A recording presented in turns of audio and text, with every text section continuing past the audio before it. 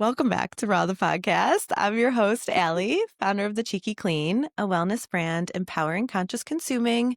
And we are here today welcoming Dani Doran. Yes. Thanks for Hey, being here. thanks for having me. We are overdue for a conversation with the Cheeky community, and this one is going to be powerful. We are focusing all on self-love today. We're going to kind of go all over the place, but bringing it back to our soul's home. So many of us, especially women, can get outside of ourselves, outside of alignment, and whether that means feeling lost in the relationship that you're in, the career that you're in, or maybe making the wrong choices diet and lifestyle wise. So often it comes back to the way that we're treating ourselves inside and maybe learned patterns that are no longer serving ourselves as we grow and evolve. Dani is quite accredited. She has a bachelor degree in education. She's also a sex, love, and relationship coach. This is accredited via a 650-hour trauma-informed certification integrating somatic healing, neurobiology, and tantric healing principles. She is a meditation, Reiki, and yoga teacher certified. And she's also working on continued training, which is so admirable and inspirational. She's currently in the process of a trauma resolution program, just finishing her first year with Somatic Experience International, a professional training founded by Dr. Peter Levine. It's a body-oriented approach to resolving trauma and building nervous system resilience. So to say Dani is a wealth of knowledge, especially as it comes to living your best and embodying your most authentic self, that would be an understatement. So we're so excited to have you here today, Dani. Thank you for having me. Oh Thank my goodness. you. Like that is a list, girl. You have done some serious work. Why I wanted to share your entire bio, which I don't always do with every guest, but I think it's such a testament to the personal and spiritual work that you've had to do on your own in order to achieve those, to then give that service to other people in the community and your clients. Am I right with that? Has it been a personal journey?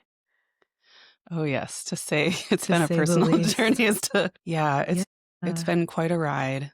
And Mhm. it seems as though each training that I started or wanted to take or thought about doing really stemmed from a want to help other people and kind of find my mattering in the world. And it really blew me away each and every time when I realized that it's my nervous system, it's my transmission that really helps the other person in that coaching relationship. And I was the one that felt the profound change in each and every one of those trainings. It changed me completely. Yeah, and it's that process of becoming as a service provider, business owner, or creator that gives you the ability to then put that energy and that healing into others. It is less about the product or thing or service that you put out, and it's more about who you become in the process of putting it out. Mm. It's really cool and inspiring to see all of those hours and time that you've put into yourself. And I think really shows the level of commitment that you have to your craft. Thank you so much. Of course. Yeah, I think it really helps give you that edge. At least that's what I'm telling myself, that all of this work is for a reason, and that journey that I'm on personally is going to be the thing that ends up helping other people. Totally. That I'm committed to my work as much as I am to learning to help others. And that's also what shifted over time too, right? I was doing this thinking this is how I get to help other people. And it's really turned into this just beautiful process of learning how to love myself, how to be with myself in a deeper way. And that's where the wisdom comes in, so that when someone comes to you and says, hey, I'm struggling with this, I'm not necessarily sharing from, yes, there's a lot of reading and there's book knowledge and things like that that come along with it, but it's a lived experience. It's a lived experience, totally. And people can feel that. Absolutely. And it's an authenticity that comes from it and that ability to truly connect with the community and those who you're helping. I really do believe that as I've grown in my consciousness level and, of all of your, and I think a reason why I also respect your credentials so much is because I've gone through just yoga teacher training and I know how profoundly that changed me. And it is this ability to then see yourself and your journey through this lifetime from such a higher level when you start to do this kind of consciousness opening work and you realize that it is so much more powerful than the achievement or the money or the material things that we can gain from the work that we do, and so much more about evolving ourselves, which then gives you this natural ability to help bring up the community around you. And it's so powerful. Yeah. Yeah. Yeah. It reminds me of the stories that you hear of these incredible high achievers that are, have all of these years of experience and kind of checking things off the list per se. And their life looks good on the outside, but it doesn't feel good on the inside. Mm.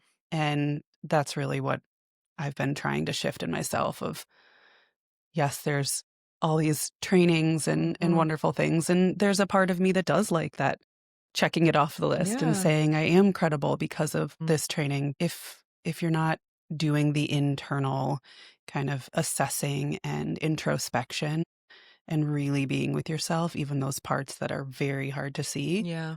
then it doesn't last. Totally embodying the work and the knowledge that you're gaining is really that powerful next step to learning. And I relate a lot. I was that high achiever who on the outside, everyone looked at and said, wow, like she's got it all together. And inside I was so empty. Have you ever read the book, Women Who Run with the Wolves? Yeah. Yes. It's my Bible. And I think it's really become, I've read it many times throughout the years, but as of recently, it just is hitting in such a more profound way for me. I think because I'm a little bit removed and from the hustle and the grind of maybe this, like we said, box checking, empty version and really coming back into my soul. But there's something that you're definitely familiar with, but I wanted to mention on it today, just kind of prepping for our conversation and knowing a little bit about the work that you do and thinking about that book, which I've been reading lately and writing about and doing my own work. It's called Hambra de Alma, and that is the song of the starved soul. And it's when there's a relentless hunger for meaning and aliveness caused by the suppression of a woman's instinctive wild woman self. And so it's this kind of deep spiritual emptiness that builds that can lead to emotional exhaustion, that can lead to making bad decisions, that can lead to just feeling so lost and incomplete, living outside your integrity, doing things that wouldn't necessarily be in your character because we're so disconnected inside from our true soul self. And I feel so strongly that I got to that exact point. And I think it was those words that was like, wow, I can actually relate to something that makes sense with how I was feeling. And even more powerful, I know there's a way back home. And that's been so inspiring for me. And to see my soul come alive while some of these material things that I was chasing before have dropped off has been more fulfilling than any of that shit ever could be. Yeah. But number one being like loving myself and finding my integrity again and being proud of the person that I am. I mean, I think it's so easy to get outside ourselves. So yeah, I just wanted to mention that because I think sadly, more often than not in this day and age, women are living kind of starved from their true creative, soulful selves. And it's the work that you're doing that's helping bring so many back home. Oh my goodness. I love so many things about that share. My coaching business is called The Wildfire Within. And this word wild, like when I say it, I just get this like openness. I want to like stretch my arms out wide. There's this permission that I think comes with really accepting that part of yourself, because for me, it meant this truth and this kind of breaking away from the mold of what I thought I needed to be, because I too have been there in this really lonely place of dark, um, like emptiness. I was Yeah, searching, and in the time I wanted somebody else to give that to me. totally. I expected it from a partner. I expected it from loved ones and caregivers. And that was a hard reality to face when you Mhm. realize that it's not up to anybody else and that we get to find that within ourselves. And so that wildfire, that like, that inner, for me, it's like this inner child that's a nature lover that wants to, that's okay getting dirty and messy and is barefoot and just kind of has this freedom. I really felt that was stripped away when I started, you need to create a family, you need to get married, you need to have a career and all of those things. It became really dry. Mm. And I too felt that starving, that hunger, that Mhm. I needed something else. And the word that kept coming to me was depth. Wow. I was craving it. I was longing for it. Mm. And that's really where a lot of the next training would show up, right? When I kind of needed that next thing. But I think you're right. Women are looking for that. Yeah. Well, Mhm. because we all innately have it. Oh, yeah. It's not that there are a few select people that are meant to be soulful beings. Mhm. We are all born with this wildness in us, this Yeah. freedom, this spiritual awareness, wildness, whatever you want to call it. Mhm. And, um, anything from societal norms to the pressures of life to whatever it may be can really, never learning how to truly love ourselves can get us so far away from that. And it was hard for me to put into words when I was like getting divorced, why I was, Yeah. and I think it's okay. I want to give other women awareness of it is okay to feel like you're missing something Mm. and it's okay to want to come back home. And there are people who can help navigate you there. You don't have to do it alone, Yeah. which is why the work you're doing is so important. Yeah. At what point did you shift and start to really do this work of, kind of coming into awareness? Was there something that kind of shook you awake where you were like, okay, I'm noticing and I'm feeling myself feeling empty and I have to do something to shift it? And how did you take those steps to then start down this path of changing into Mhm. your higher version? That's a really beautiful question. I think there's like 18 different points in my life that just popped into my head at the same time. One of the more powerful experiences for me was after I had my twins. I had a strong belief system before that was really keeping me in this feeling of being trapped, and that I was failing, right? I didn't move into the career that I went to college for, was at a job that I enjoyed, but didn't really feel like it was my life's calling. Mm-hmm. And one also went through an infertility journey. Mm. And so after I had my babies, I I wanted to I was breastfeeding them and made a goal for myself. I said, "Hey, we're going to try this. I know this is what's best for them, and I can provide that, thankfully." And I said, "A year. I want to breastfeed for a year." And it ended up going 15 months. I ended up being able to do that for 15 months. And after that, something shifted within me, Wow. right? It it felt like an achievement. Mm-hmm.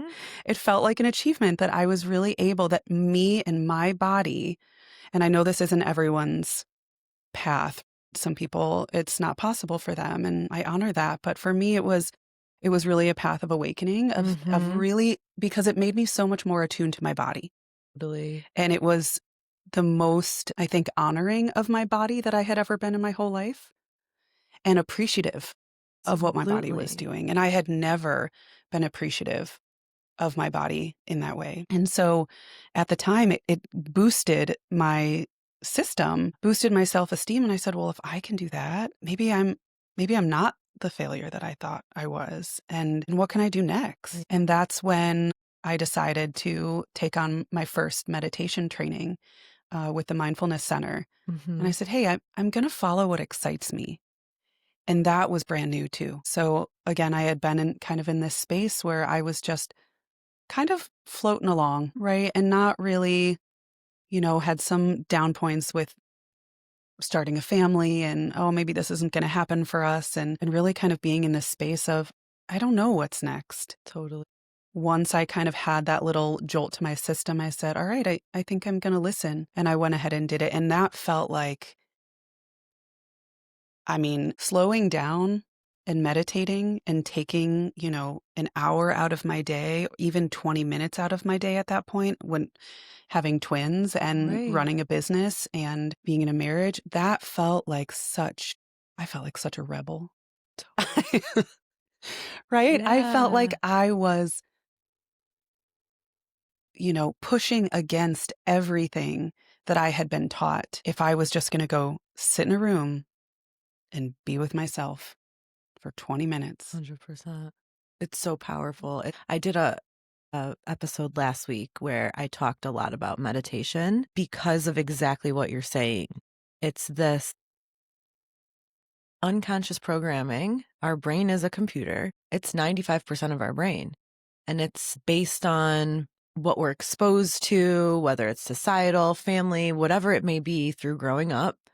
And it's imprinted on us. And there's this 5% in our brain that is where that soulful, conscious part lies.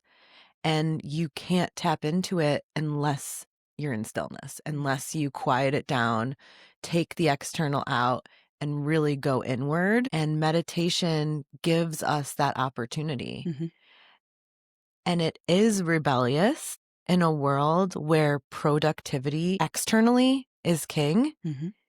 But when you look at the science of the brain, and if you are truly wanting to live a more soulful, evolutionary life, the most productive thing you can do is that time with yourself inside.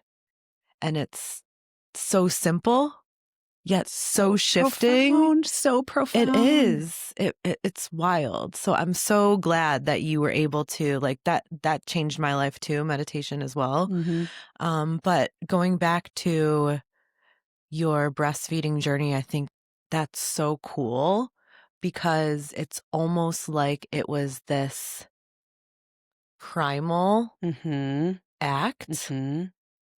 of you providing life to these children that was getting back to your true nature. Yeah, And it was almost this like click internally of there's more, and how powerful that you could innately hear that and follow that, and yeah. how much has shifted for you since.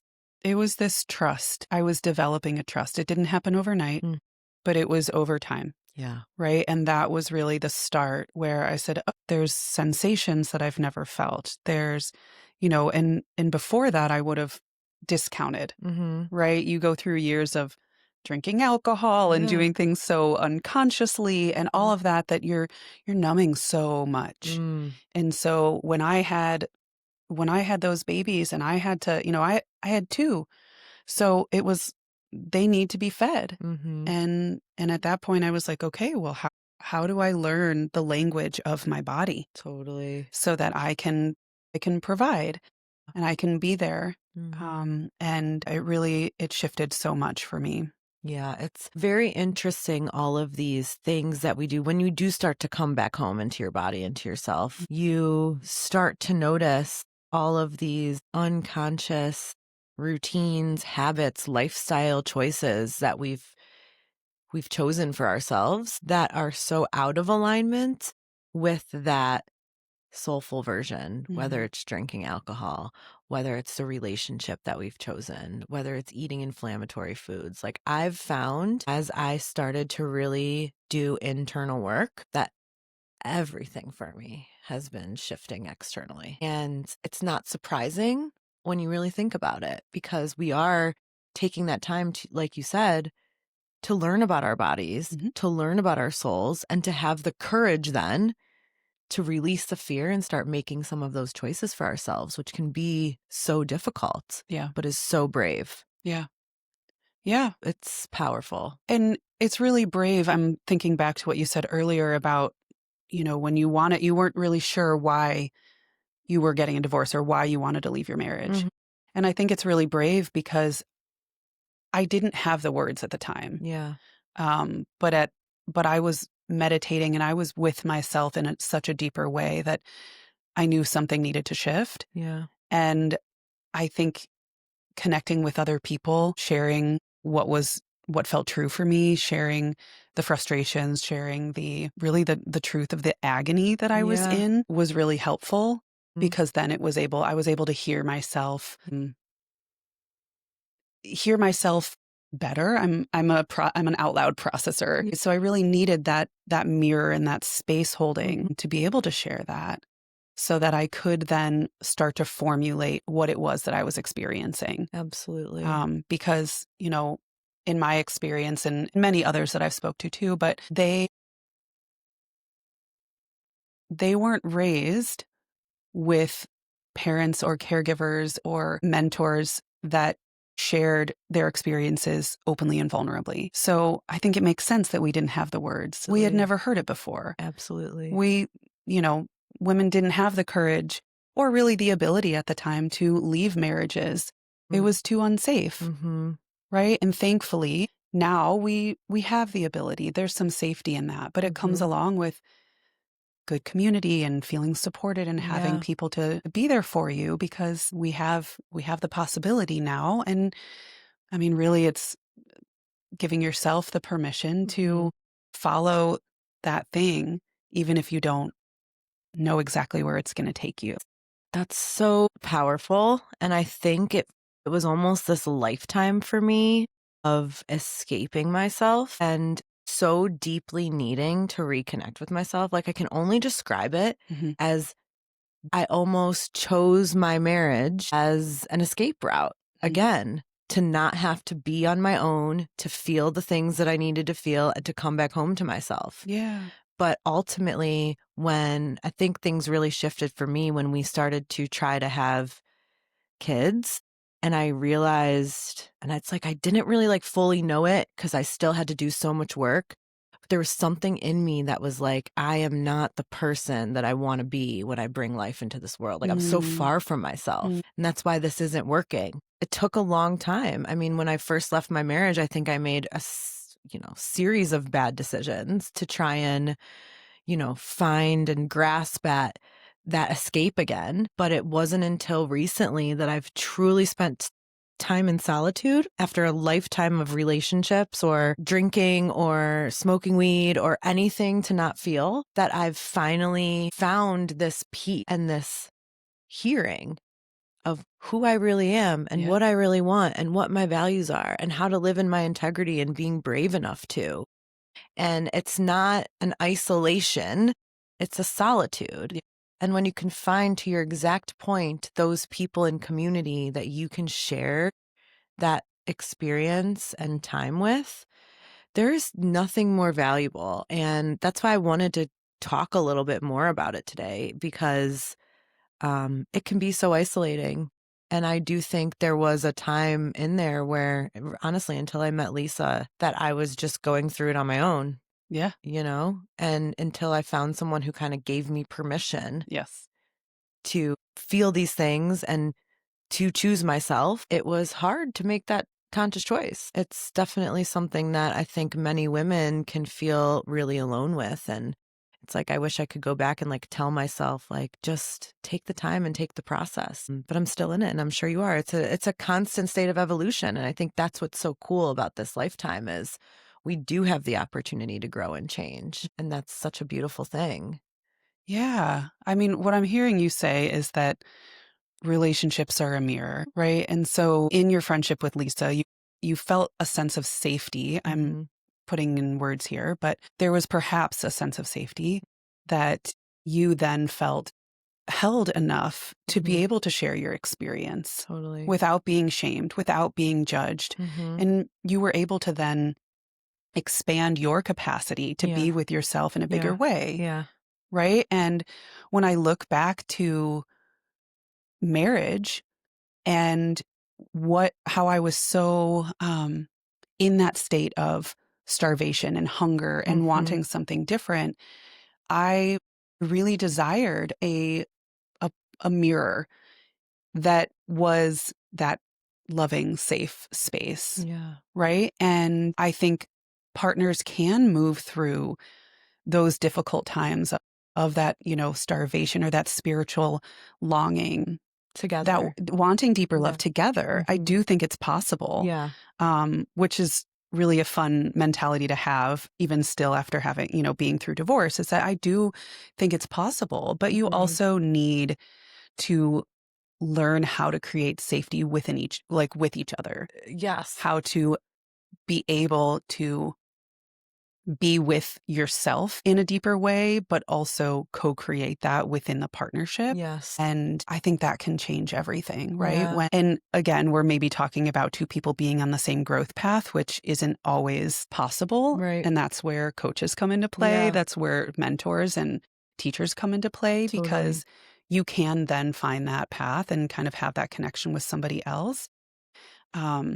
To help propel that safety and build that confidence within yourself to show up in your marriage differently. But also there still has to be that sense of openness and acceptance from that other person. If they're not on the same growth path, Absolutely. they still need to kind of be there in order for that relationship to continue to move and to continue to expand into its greatest evolution. Yeah. And then for others, there's an end cap. Yeah. Right? And that's okay too. Totally.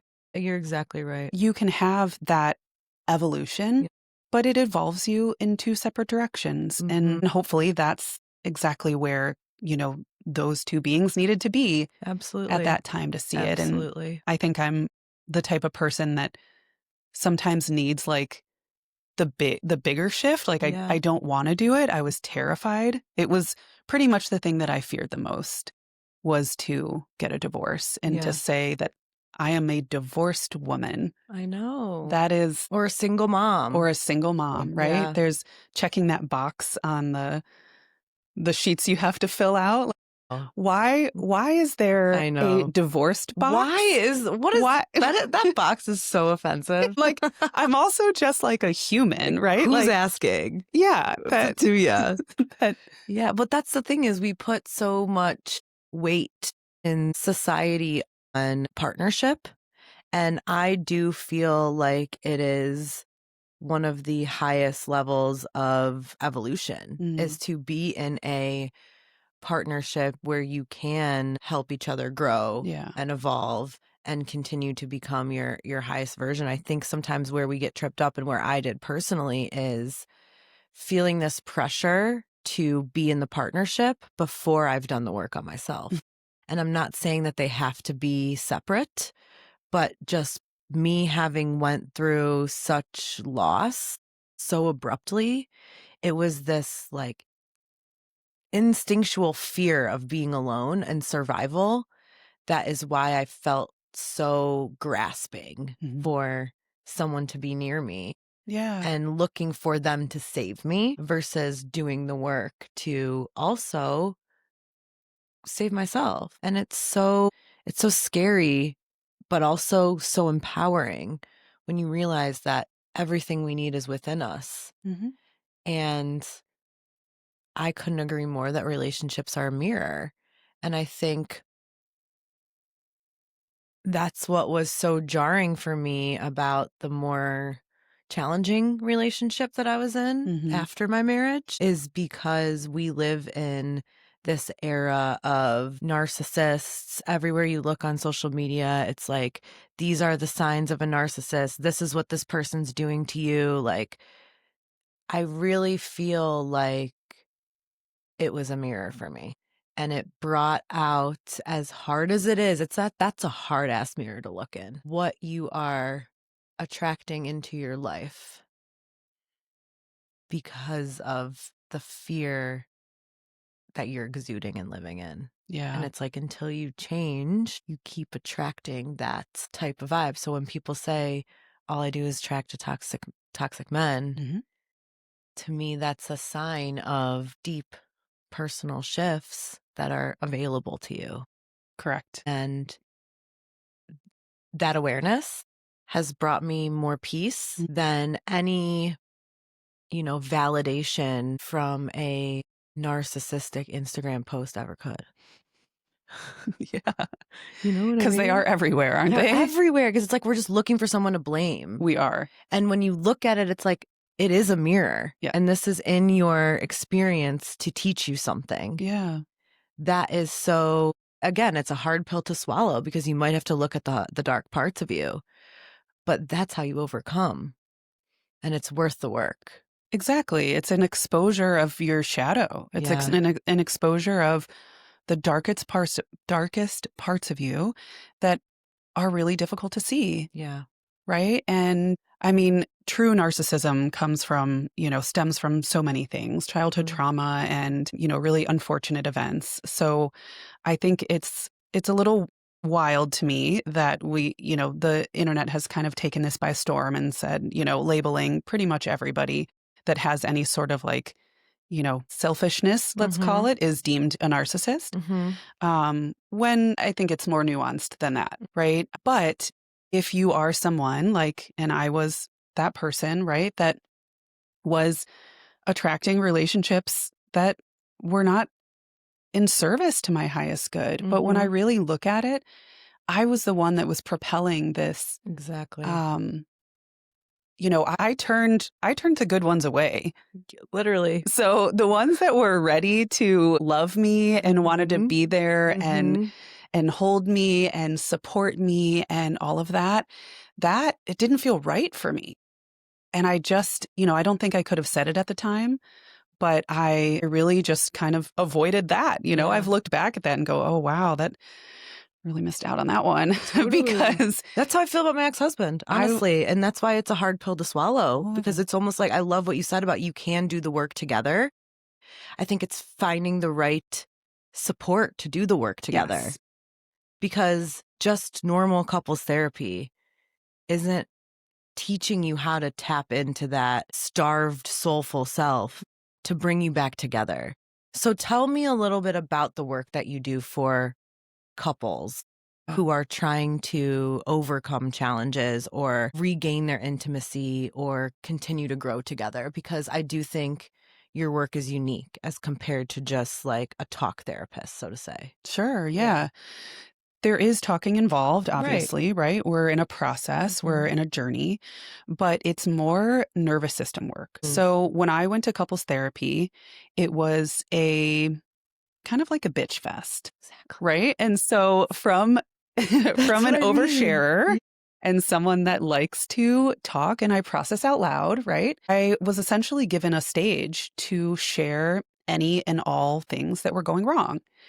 And the counselor kind of just let me roll with that. Totally. Right. And so that wasn't doing any good for me. And also, or the marriage, maybe? Not at all. I mean, you're just like living in negativity. Because also you're sitting there and you're then propelling the narrative that it's not working. Right. And so when I think visually of even how talk therapy is set up, right? You and your partner are sitting on a couch. The counselor is sitting on the other side, and you're kind of like, you and your partner aren't necessarily even facing each other. So true. Right? So to actually learn... You're not even looking in the eye. No. Yeah. No. Profound. Right? You're not so even... simple. It's so true. Yeah. So the part that I offer is a space for couples to be in the same space with each other and actually see each other. And not from a space of words. Let me, right. We may put some definitions to what you're experiencing, but let's just notice what the two of you are experiencing in your body when you're sitting in the same room together and you're facing each other. Or maybe you're not facing each. Yeah. Right. Like, and sometimes for some people, that's too much, right? That is too much to even just sit and look at each other. It's that eye contact alone, like sitting and looking at each other, Mm-hmm. is so powerful. My goodness. And I feel like it opens up like a window to the other's soul. Yes. And you're exactly right. In all of the couples therapy that we did, that we never did that. No. But it also is terrifying because it can bring so much up, right? And so if there's not a foundation of Mhm. safety and really a container, right? And I know the word container is kind of used in like coaching and the yoga world, Mhm. right? But a container is really like even this room, right? Like what is okay in this container and what is not okay in this container, right? And so to create those agreements that you have with this partner in front of you, like, hey, Mhm. what are we using this time for? Where do we want to go? And Yeah. is how we use it going to be the most beneficial for where we want to get? And so for me in coaching, it's a desire-based system. So we find where you want to go. And ultimately, all the things that are blocking you from getting there, like say I want to feel more in love. I want to feel seen. I want to have, amazing sex. I want to enjoy intimacy with you again.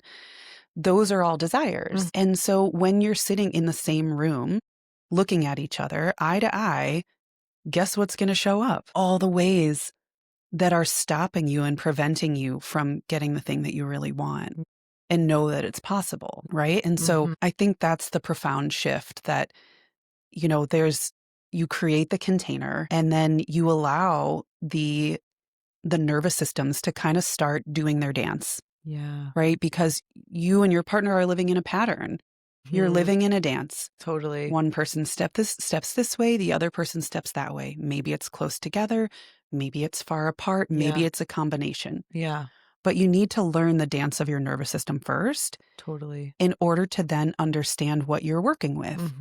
Because Mhm. that creates the foundation and that creates the safety so that when the things bubble up, you have the ability to be with it, right? So true. I was raised with the belief that crying wasn't okay, that Mhm. was showing weakness, that, you really needed to show up in this kind of strong and Yeah, harder exterior. harder exterior. Mhm. And that really guarded my heart in a big way.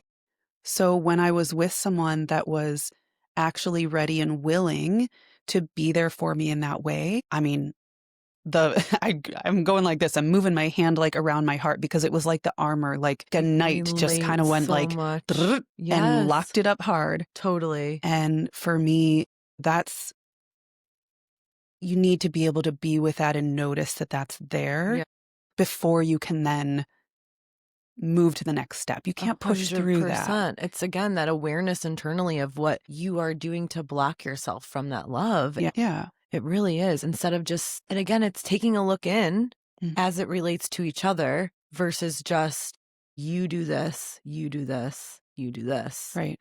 It's like, but am I even opening myself for this love to be received? Well, and the reason why I mentioned I can't cry part is because usually what was happening when I armored or when I, created that kind of cage of protection around my heart is that I was feeling an emotion. Yeah. I had an emotion that was coming up and I wasn't sure that the other person could or had the capacity to hold me in that. Yeah. Right. And so that's really where you learn to expand because that's then the conversation you start to have. Totally. Does the other person, you're probably also reading something from that Mhm. other person. Mhm. A lot of women are so much more intuitive than we realize, Yeah. right? And so our systems know what's happening before it Mhm. even happens. Mhm. Our bodies actually work slower than the mind. Yeah. So a lot of times we're sitting there and the mind is going, "Oh, nope, they looked that way. Nope, they don't love me. Nope, they won't be able to handle this. I can't Yeah. do that," right? Yeah. And then, noticing the body though, is there a safety? Is there a place that you can find that is allowing you to be here? And is what you're noticing actually true? Totally.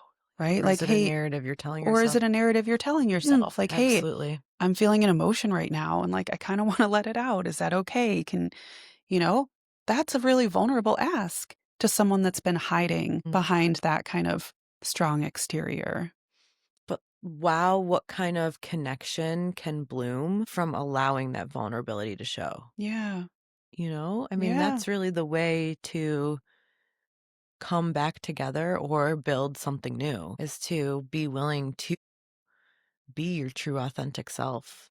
I think I'm still working on that in relationships. Now I'm kind of at a point where I am feeling stronger in my own self and integrity and the way that I'm um, loving myself and more aware of the ways that I wasn't before. Sure. But I do think that it's hard in relationships, especially new ones, to really not divert back to some of those learned patterns. And I think there's these blurry lines that come from the body mind connection. Mhm. And I think one thing that I really want to learn and focus on in this kind of next stage of evolution towards a aligned partnership is being vulnerable enough to choose myself in those moments where maybe I'm not ready to be physical, or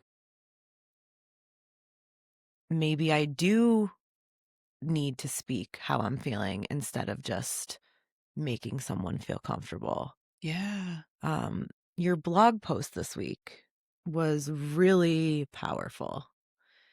If, well, obviously, like, let everyone know where they can find you, but I can't recommend enough subscribing to Dani's work.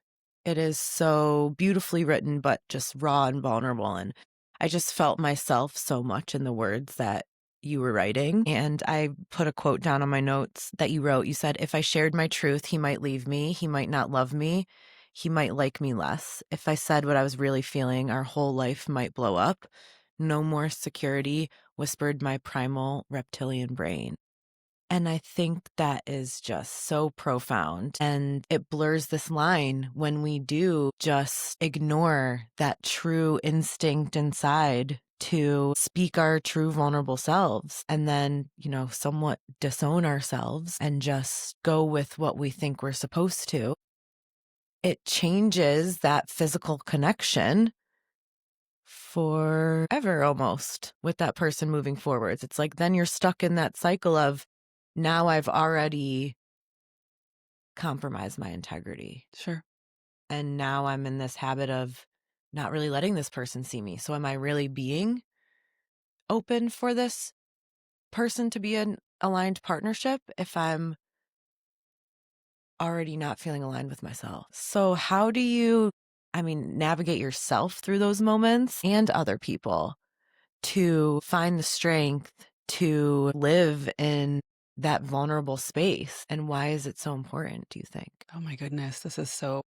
I love talking about this. And it's also something that I haven't really shared a whole lot about. So that blog post was really a process for me to get those words on paper. Yeah. And what's funny is that I wrote the original post that I had. I sent it to a good friend of mine, and I essentially kind of created a story that wasn't necessarily mine, but mimicked a similar experience. Got it. And she could tell. And she was like, "Hey, just a suggestion," because I was looking to her for feedback. Just a suggestion. I could, I would really love to hear your voice in this and not Mm, about, a client or something, right? And I really was talking about myself, but I wasn't really owning yeah. and putting it out there as my own story. So, yeah, thank you for resonating Yeah, very with much it so. because it really was a kind of this new step for me to begin sharing my story and my experience in a deeper Mhm. way. Yeah. So anyways, back to the question. Like, is there a way to, like, do you feel, so I kind of wrestle with this. I'm like, Uh, do I be celibate or do I just learn how to communicate my feelings better?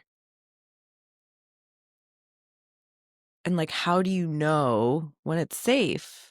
Yeah. Yeah. Well, it's a process, Yeah. right? And to gain confidence, you have to take risks. Yeah. And for me, just like sitting still and meditating was rebellious and really truly felt like a risk for me, so was saying no to penetrative sex. Totally. So for me, I took that risk and I decided, I didn't put a time frame on it, but I decided that I wasn't going to let another being penetrate my system, my body, until I was sure I was safe enough. Safe enough, right?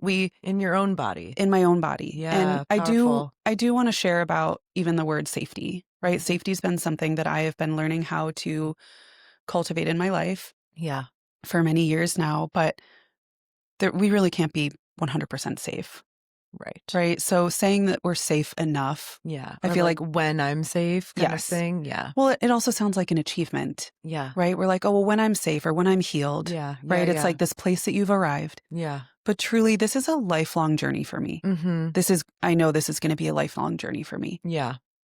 So safe enough is when I can tell myself that, okay, and I made a promise that I will know when that is. I may not know exactly what it feels like yet, but I will know. Yeah. And so that journey has taken me through I'm laughing because I can't believe it's been this long, but it's been 5 years, 5 years. But within those 5 But you years, haven't said no to I intimacy, have not said no to intimacy. which I think is a powerful thing. I have felt the most sexy, the most wild, the most alive in my own body in the last 5 years Mm. than the most powerful. Wow. Because I said, I did let's hook up, let's connect, let's have sex, all the things Yeah. for many years. Yeah. And I've never really gone this route, right? And it has been profound Wow. because now I'm focusing on, right? We've been taught in our world that Mm. orgasm means you've done it right. Totally. And so in connection, there's usually like, oh, hey, I want to release. I want to be with you. There's kind of this achievement Yeah. that is depicting that you've done it. You've completed, you've done a great job, and now And it's you can move almost like on. relationship is worthy Yep. now. Right. Yeah. I'm worthy of love. I'm worthy of Mhm. connection, right? And that's Mhm. really what I was searching for in those many years, right? Totally. I really wanted to be loved. I thought my body was the vehicle that could Yeah. make that happen. And if I went ahead and gave all of myself, that they would then love me. And so in these last 5 years, I went ahead and said, hey, this is my boundary, right? And then it was respected. Wow. And that to me, like, what? And Wow. even on And the, probably so rebellious and different that it was intriguing. I mean, even, the other people were like, okay, right? And realized that also I was going to say equally as fun, but probably more fun when you take that off the table. You take the very thing Yeah. that you think you need to do Mhm.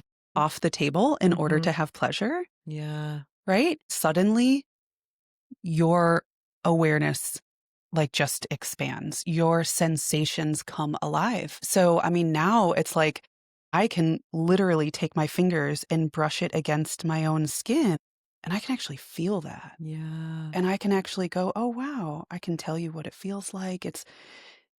That feels really nice, Yeah. right? And it's gotten me to slow down. Mhm. It's gotten me to actually notice what my body likes and what it doesn't like, Mhm. right? And I mean, it's altered what I believe to be true about myself. It's altered how I interact with other people, and I feel like I respect myself more. And because you're respecting yourself more and you know what you want, Mhm. you are then and you're committing to that. You're then attracting a partner who will respect that. Yeah. And that's where I would imagine a profound shift comes in. Yeah.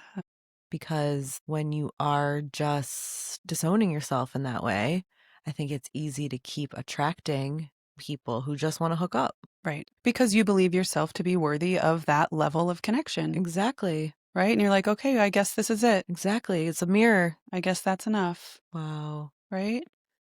Yeah. Yeah. And within those 5 years, right, that's when I found sex, love, and relationship coaching. And it's so, I think this is so hilarious. And I think probably Profound. why I haven't talked about it most is Mhm. because I'm a sex and relationship coach Yeah. that is not having sex. But that makes so much sense. But like I needed to not have it to Yes. then be able to help others that are experiencing things that, they're pushing past their body's boundaries. Yeah. They're not able to say like, "Hey, you know, I'm in pain when you're inside me," or Yeah. I'm in, like Or not experiencing the spiritual connection that comes with it. oh my, I mean, we're Or energetic appreciating it. beings, right? Exactly. We're Because it's just this like thing. yeah. It becomes so uninspired and lifeless. Well, we have life force energy within us, right? We Yeah. have this like, right? It's deep down into our womb space or down in the lower part of your torso. And if you're just, kind of allowing that, well, one, not being aware of it first off. And two, just allowing that energy to kind of go wherever, Mhm. right? It's your creative energy. So you can't Is. channel it into something like a relationship. Mhm. You're not able to channel it into something like building a business Yeah. or raising children, Yeah. whatever that thing is. And when you know how to channel that energy and you feel that you are essentially like in charge of it, right? Like I didn't know I had the ability to direct my energy, How empowering. that you can then create and live a life that feels deeply alive, that feels really turned on and creative. You can have the relationships that feel safe and that you feel confident in because you're essentially like the conductor. Like you are the Yes. one that is creating the music that lives within your body so that you can then dance. You can then That's be so beautiful. And that's exactly why you had to have that experience to now be able to help people see that value in themselves. That's really, really beautiful. Yeah. Wow. Yeah, And thanks. inspiring beyond. So, would you say the majority of your clients are in this like relationship, sex, love world, or are you doing also like nervous system cleansing? Like, what is your typical client base right now? Yeah. So right now, most of my clients are just like when anyone seeks out help, they're usually going through a pretty major transition, right? And so I have a client that has recently sold his business and is retired and really wants to be in a loving relationship. Mm. I have another client that is within a relationship, but also unsure of how to really, I mean, kind of reminds me of a younger me of like, there's a starving, there's a longing, there's a wanting deeper connection and not really sure how to get it. But there's really, it's a wide range right now. Interesting, which is cool because Um, you can probably like use a lot of different aspects from your background. yeah. And I think it's all nervous system work, Totally. right? So the biggest shifts that I see come from when I am caring for my nervous system in a powerful way, which, isn't always easy. Got Mhm. kids at home No, totally. and doing all the back end stuff on your business. But for me, showing up for my clients and really being present with their experience is truly the nervous system work. So They're true. feeding and like the more safety that I can create for them to be in their experience is like such a gift that I love to give. And I Yeah. had no, I mean, for years, like I said, I didn't really know what my gifts were. Because you also weren't aware of your own gifts because you weren't doing the work for yourself until a certain point. And I think like you were Yep. mentioning, we were kind of chatting earlier before the podcast got started about, business ownership. And I love what you said, even when it came to the womb and our creative energy. And the business that we're running is this energetic being, and it's the way that we're nurturing it Hmm. and feeding ourselves as the vessel that's the one that gets to bring that light to the world that determines how we're able to touch other people with that service. And so I think it's truly a testament to the work that you're doing on your own. and in your personal life and your spiritual life and the mom that you are. And it's allowing you to really support other people and also finding that within themselves. Yeah. Yeah. It's Thank really you for cool. sharing that. I just pictured being in my space, like being there for my clients when you were sharing that. Um,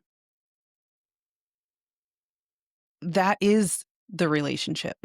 Right. So like when someone says, yes, I, want to be supported by you or even really anyone, like when you find a therapist or when you find Mm-hmm. someone to hold space for you, you're now in a relationship. And so as much as you can work with couples and kind of watch their nervous systems interact and dance, I am essentially mimicking for the client a relationship in their life.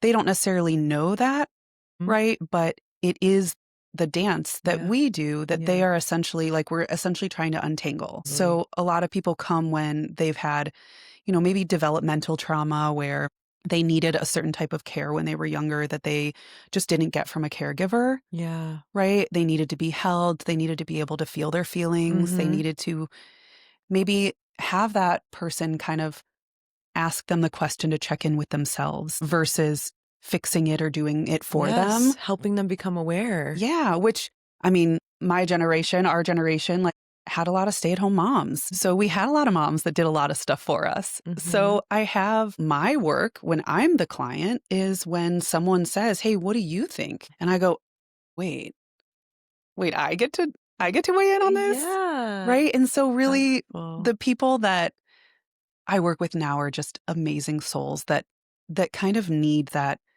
safety and just again that mirror reflection of like, hey, you're in a pattern right now. What parts of that pattern are not serving you to help you get to where you want to go? Totally. And how can I support you in that? And what Mm-hmm. do you need? Yeah. Right. And then Yes. having learn then we do practices and have tools and they Give have them the homework, resources. give them the resources that they Yes. need in Mm-hmm. order to be able to cultivate that within their life. And then take the steps to eventually get where they want to And go. embody it. Absolutely. We can't change something that we are unconscious to. Correct. And you have this beautiful ability to kind of guide people to see and bring to light some of these shifts that are available to us. Mm. Just really empowering. I agree, but I also disagree Mm-hmm. because yes, awareness is the first step. And our nervous system is our speaking with each other, whether we realize it or not. Right. So there's a part that I think we could go down a rabbit hole here that like you don't necessarily have to be aware that something is shifting in order for it to shift. So some of the trauma work that I do with clients is that, it's a little like stealth mode, Cool. right? So you and I, say we're in a session right now and you're sharing some like hard deep things and I'm noticing maybe some activation, right? I'm noticing that there's talking a lot, in your head and all of these other things and then you're like, "Hey, remember usually I have people kind of notice the room when we sit down and kind of do this like attunement and practice.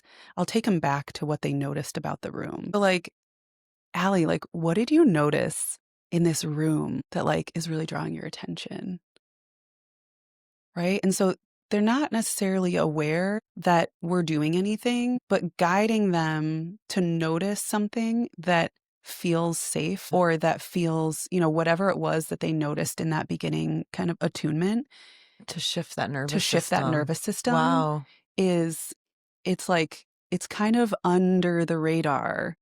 That's cool because you're exactly right. I do think it's one thing to be like, okay, I am thinking and feeling in this way, but I don't know how to come out of it. Yeah. And so, in that kind of stealth way, you're able to guide people into this ability to shift the way their nervous system is reacting without having to use their logical brain to try so Yep. hard.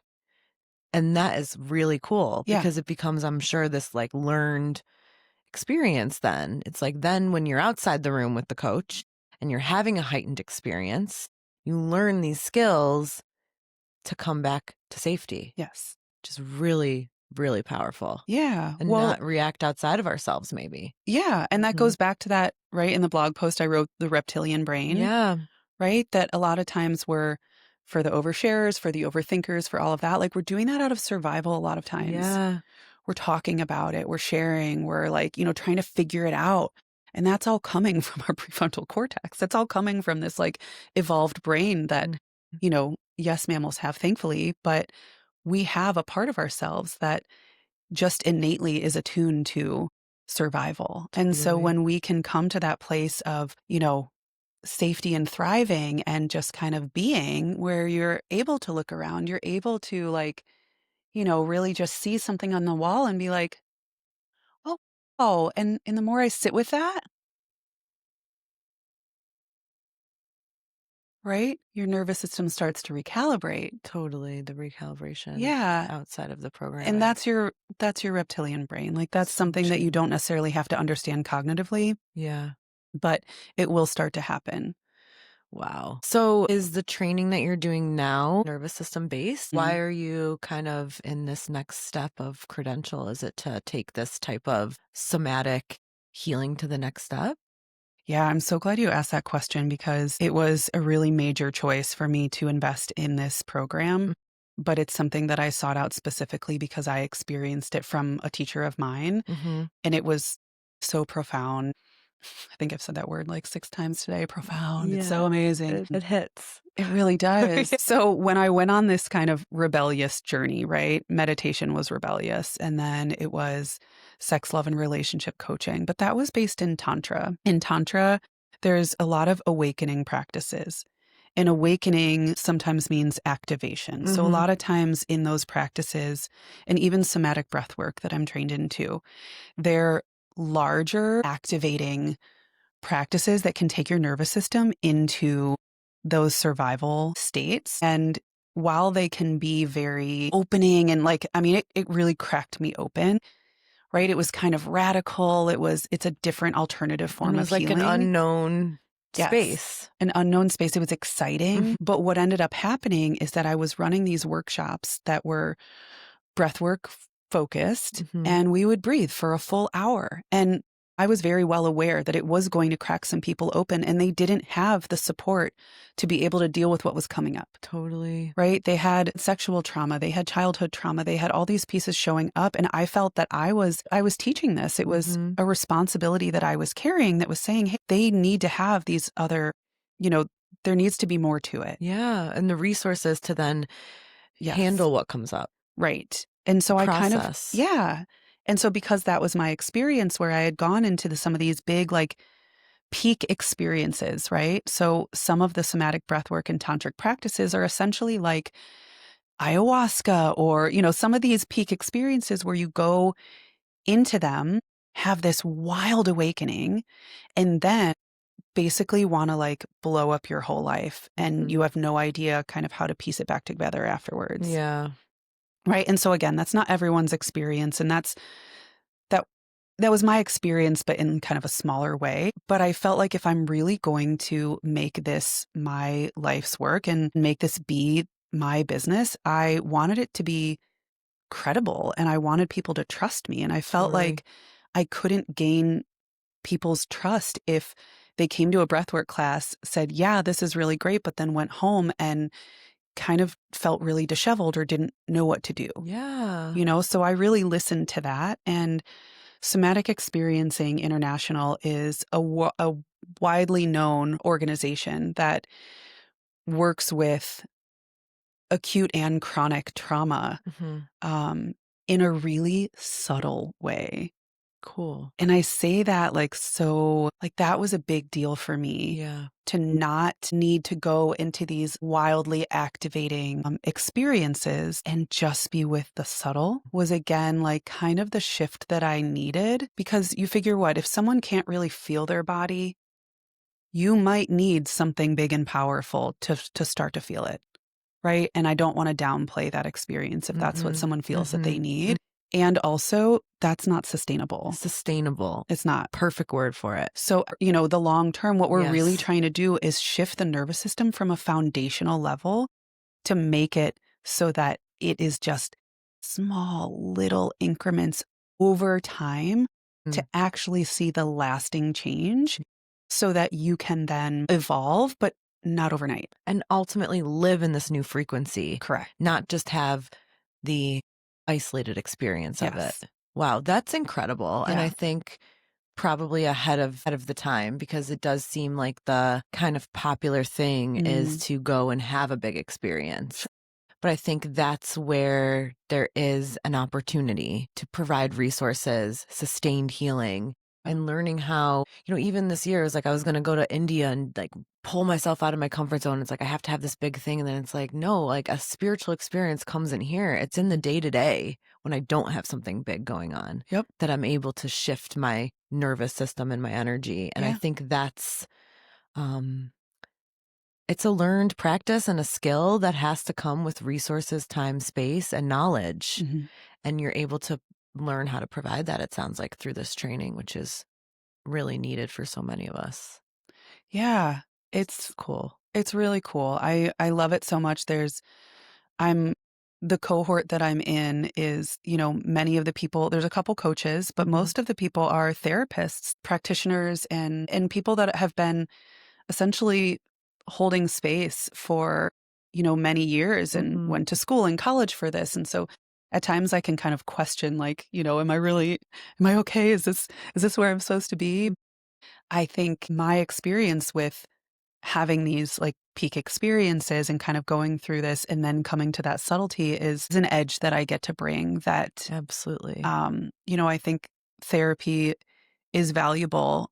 And also there's a gap in Mm, working with the body outside of mm, just the mind. 100%. And so it's really cool to be in this space with these therapists that are like most of my healing journey and modalities that I've studied are body based. And so it's funny, I thought that I, couldn't really stand up to the other therapists because they've got the master's degree and they have these essentially outside credentials that I was, somewhat jealous of. But turns out they're actually turning to me sometimes and Mhm. saying, actually, I'm kind of shifting to be a coach now because I realized that the way I was taught is valuable in some regards and also, extremely needed in the world, but there are other ways.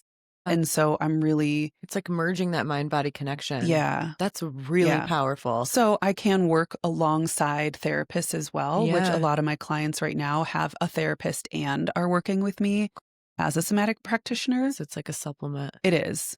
Yeah. Really cool. And it's desire based again, right? Yeah. So it's not, yes, we are focusing on the nervous system and some past trauma, but we're not really focusing so much on the story and kind of rehashing the past. Right. We're really looking where you want to go and then only seeing what shows up in the Mm, present moment, mm. which is a little different and sometimes can be more of a pleasant experience versus like I've left therapy sessions and I'm like, I go back and forth because I do think it's important to process things. But yeah, I mean, Dr. Joe Dispenza, for example, who mhm, his work has changed my life, he is very much a proponent of not reliving the narratives of the past sure. because it keeps you in those patterns. Yeah, And there is so much opportunity in focusing on this present moment, which is really all that we have. And also kind of visualizing becoming where you want to go. sure. And that is a body, mind, soul approach. And it is very different than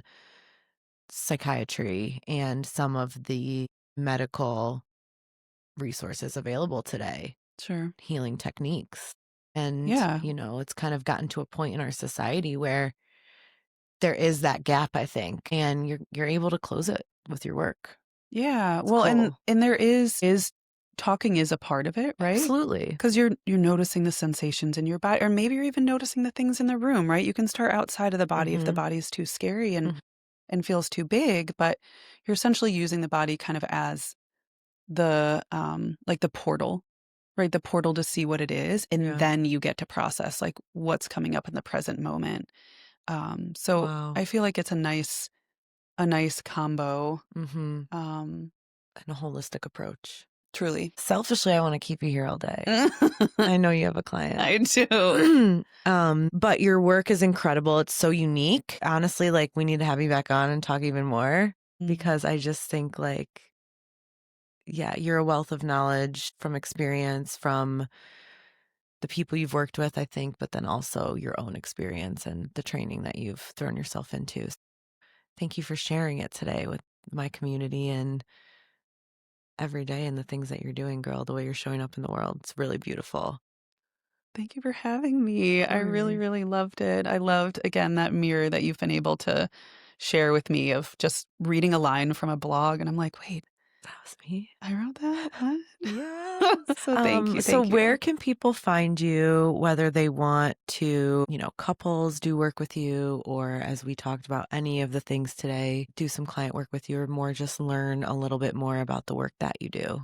Yeah. So you can find me on my website, Mm-hmm. DaniDoran.com. I have a 7-day pleasure reset that is free to anyone that signs up for my newsletter. It's actually more than 7. You get a couple extras and bonuses, but 7 guided meditations and practices that are 10 to 15 minutes that you can do in the morning. And it just kind of gives you a little bit of taste of how I guide people and how, you can kind of check in and see, like when I listen to her voice and I listen to the intention that was set behind this reset, like, how do I feel? Does it feel supportive? That's incredible. And then right now I'm creating I work mostly online. Yeah.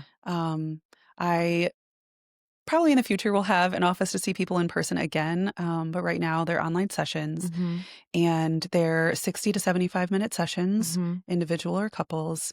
And they can go ahead and book. I offer a free 60-minute initial connection call. Cool. So that really gives you kind of a space to share what it is that you're looking for, what it is, where you want to go. And then I go ahead and give you all of the info, pricing, everything like that before there's, any commitment. So you have, and pricing is listed. That way, if you want to just explore and see if it's a fit. Totally. And pricing is listed on my website. I'm very open about some coaches, you've got to talk to me first and then I get you. But no, this is just I'm very open with, how I work with people. So amazing. Yeah, you can find all the info on my website. And then coming soon is a kind of nervous system 101 course. Amazing. It's called The Ease of Embodiment.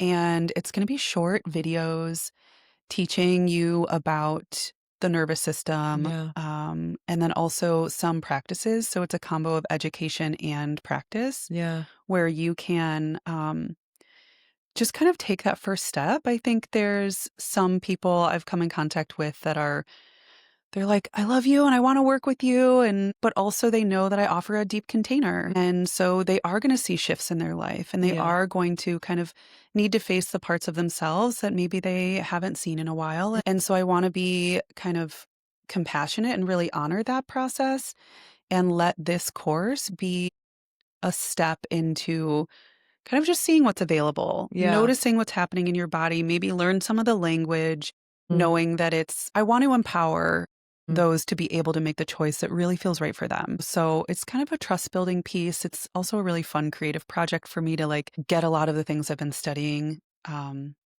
out on paper, right? It's been empowering for me in that way too, going well, speaking of mind-body connection, there is something I think incredible about the learning process to understand how and then apply it. Yes. And the two together really does have profound changes in your life. Yeah, it's that teacher in me, and I do bring that in coaching sessions. Very It's cool. I explain the why, this is why we're doing it. It shouldn't be a mystery.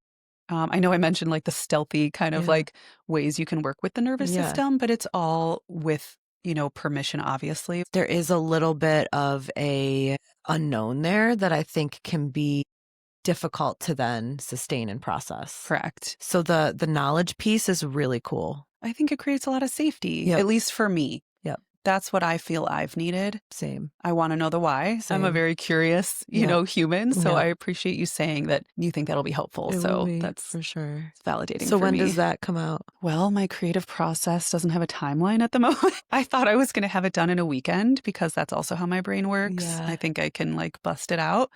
But again, I don't want to put that kind of pressure on this, but I would like to, maybe a month. Cool. So that's coming soon. Coming soon, yeah. And so maybe follow your Instagram for updates on that. Oh, good one, yes. Yeah. My Instagram, it's at Dani Doran. Amazing. Is there a number after it? There might be a number. I'll add it to the show notes. Okay. It might be Dani Doran 2. I love that you don't know. I don't even know. Amazing. Okay, well, I will add your website and your Instagram to the show notes. So please check out Dani. Perfect. You guys know you can always find more resources, other podcasts, episodes, and how to shop Cheeky approved, both at my website, TheCheekyClean.com, and below at the Shop My store, and then also my Instagram at TheCheekyClean. Dani, thank you so much for such a beautiful, inspiring, enlightening conversation. I hope that this empowers others to come home to themselves, to know that they don't have to live starved, and there is a satiable, beautiful life that waits them. Yes. Thank you. Thank you.